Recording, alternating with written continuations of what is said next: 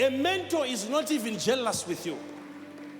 Your mentor can connect you. He can give you opportunities that he messed up himself. And say, my mentee, listen to me. I once had this opportunity. I messed it up. But I would want to connect you to this person here.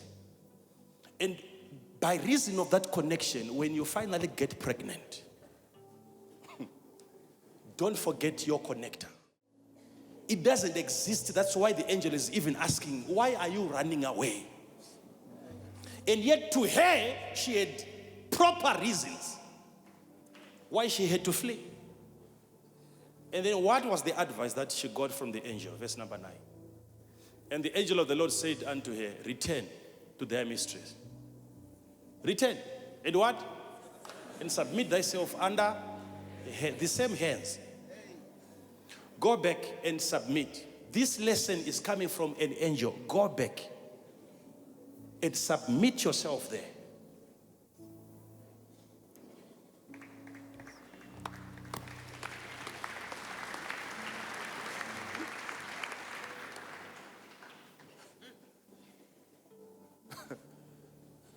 So if a person is running away from Sarah,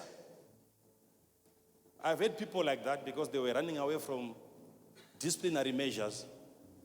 They were once disciplined in their churches and they said, let's go there. If you want to continue with the same discipline, they will still run away from you again.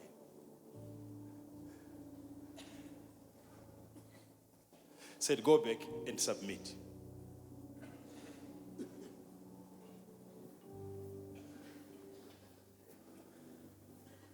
Because there is a time when you are supposed to test the people that are following you.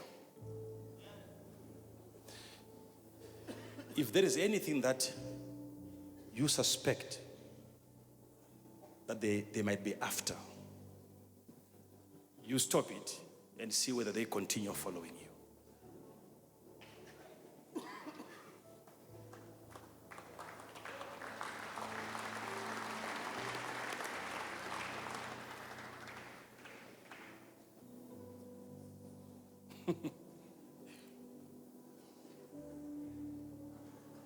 It's not everyone that has to be mentored, please.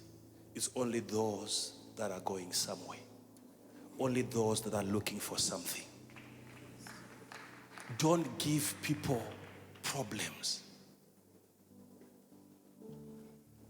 Trying to reason, trying to find ways of, how can I do this? How can I even address him?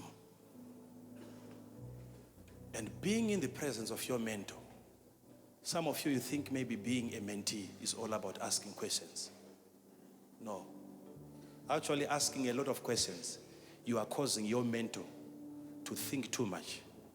He should make you think too much. Listen to me now. A mentor should actually be causing you to think. You do the thinking. It is you who need improvement. Not a situation whereby your mentor has to go around looking for an answer just to satisfy you. No. You are not a mentee. You are actually mentoring your mentor. Be as close as you can to your mentor and observe. Collect answers from the way he behaves. Collect answers. Because some mentees, if they are around you, they can be quiet for maybe 3, 4, 5 minutes and is thinking, so if I continue being quiet like this, I will appear as if, let me find a question. What can I ask here? What can I ask? And you look at the question. Is this what is bothering you? You have a lot of problems you're asking about. When you get close to your mentor, look at the way that he relates with his wife. If you have marital issues, before you even ask, observe. Observe. If you can't see what he's even dramatizing, even what he's going to tell you, you'll never hear it. You'll never hear it.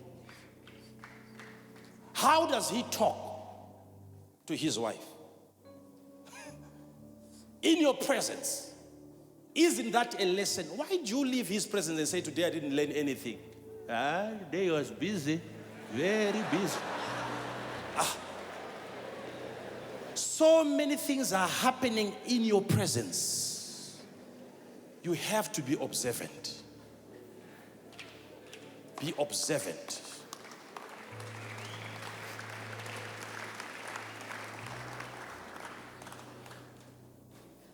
I have people like that. When I'm having a time with them, helping them and so on, even if my phone is ringing, I don't pick my phone. It's a sign of respect to the person that I'm dealing with. So at that level, if I can ignore my phone and wait until his rings. Hello? Hello? Sorry, Baba. Hello? And then you are left there waiting for him to come.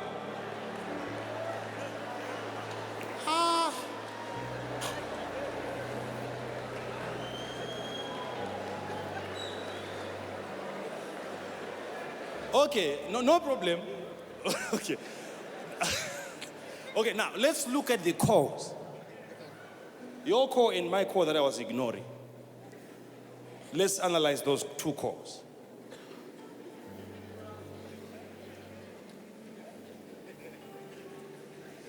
The little opportunity that you have. This person that you are, hello, this person has been calling you ever since. And it's not even difficult. Right now, if you want to go and see him, anytime, you can see this guy on the phone. Anytime. But this is an opportunity. This is a lifetime opportunity.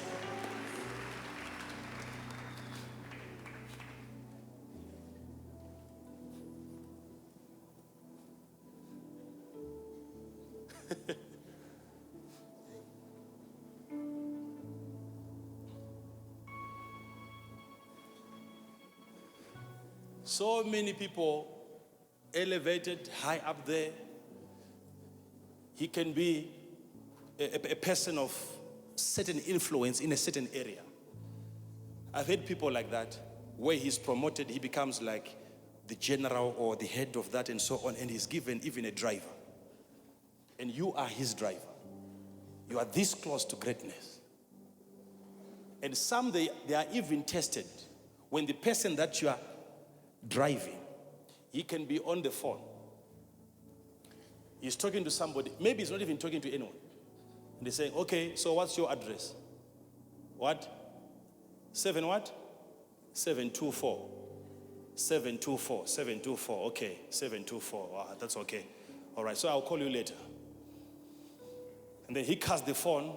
In the next 5 minutes, he's asking you, I forgot. What number? What was the number by then? 724. That's the end of you.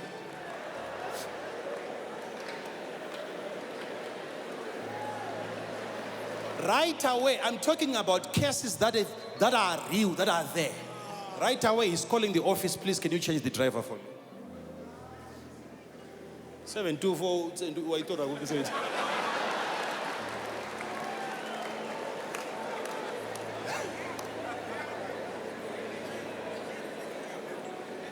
So when you get close to greatness, I'm teaching you this thing. I don't know how you can keep it yourself.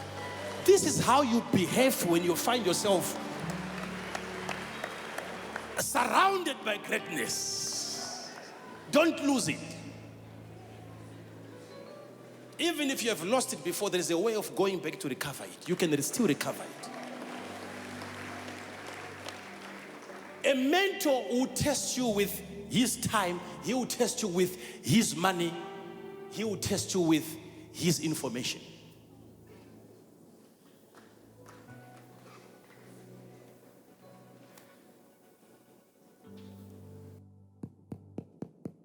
Hello? Hello. Let me close. Listen to this now. So this is a person in your life that is ready to sacrifice and to take you to your level. He's already there. This guy is already there. He's already there. He's trying to help you now. Now help him to help you. Are we together? Some of you, you might have given information to a person that you were mentoring. Information that you realized that I shouldn't have given it to him.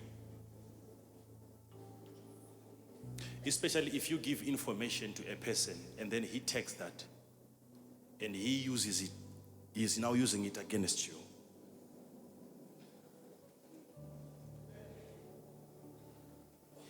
That becomes a problem now.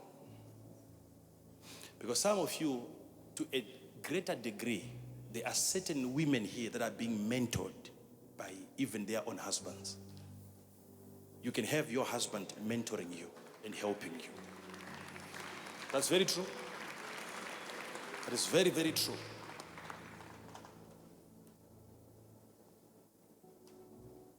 So in that kind of a scenario, you have to be very, very careful if you are the mentee.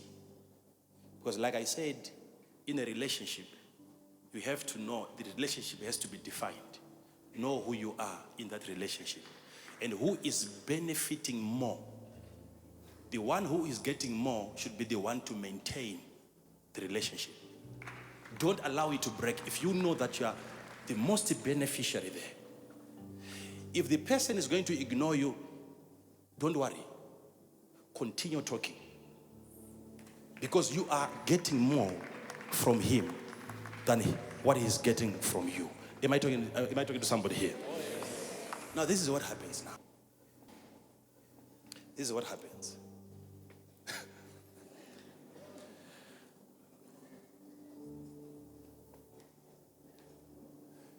When you have given information, there are certain guys here.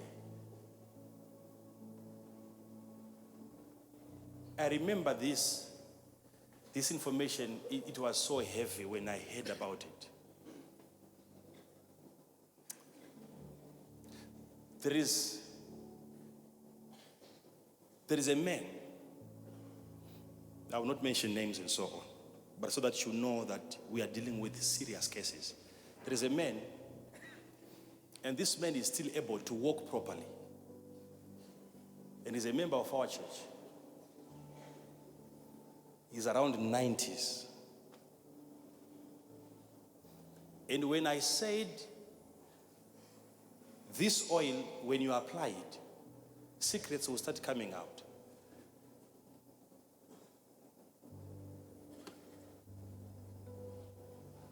After the application of the oil, went back home, and the wife said, I cannot continue hiding this.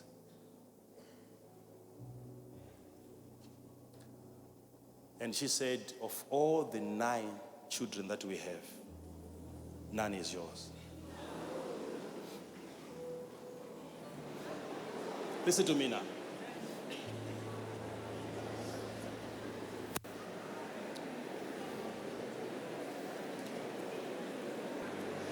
And their husband came. I wasn't available on that particular time, and he had a meeting with Mama. And then I was told, I said, okay, let's meet, let's talk about it. So we're talking about the issue. And she was willing to really say out everything.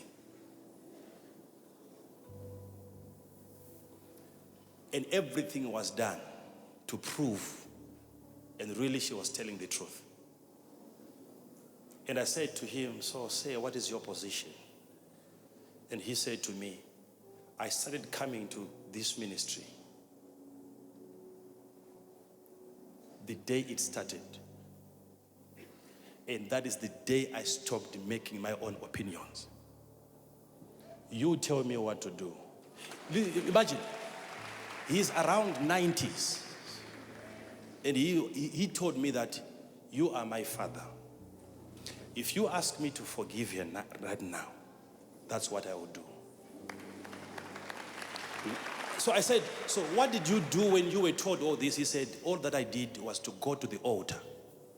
I have your picture on the altar. I said, my father, you will find a way of helping me on this one. And he said, to me, all the 9 children, even if they are not mine, but that issue has finally led me to seeing you right now, sitting together with you. That's the number one thing that I want to appreciate. Which means if these 9 were my children, I was never going to have this opportunity. I'm hearing this and I'm shaking. Both of us were shaking. They're wondering, ha! I was listening to him. He's not even asking, so where was the prophetic? No. He's not even asking all that. Instead of accusing the prophet, he's rather appreciating. He's saying, it is your oil that revealed this.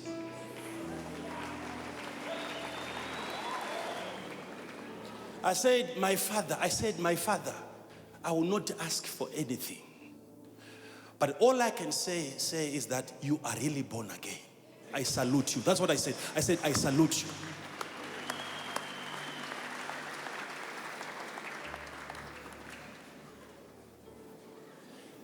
And now I was the one now that was asking a question. I said, so what are we going to tell now the children? And he said, it's going to be very, very harmful to them.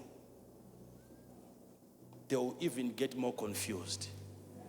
Since they know that I'm their father, let's just keep it like that. I'll just look, they are my children.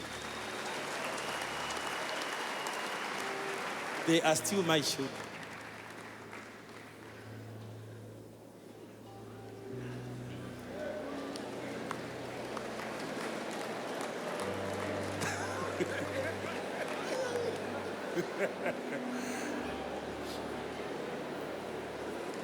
'90s.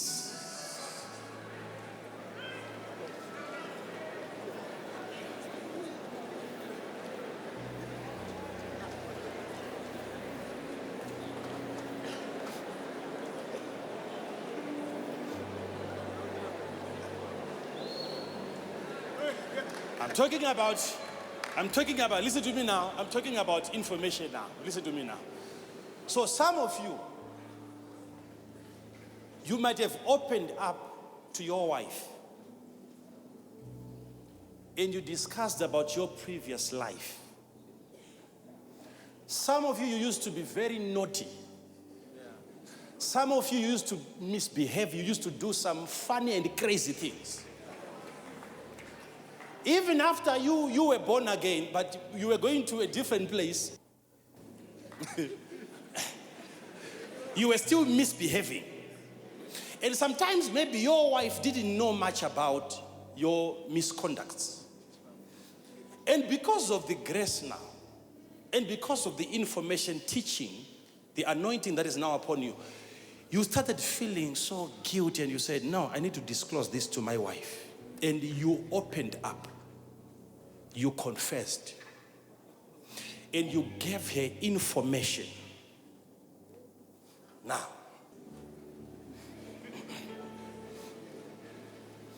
and you realized, some of you here, I know you cannot say amen. Don't. Listen to me now.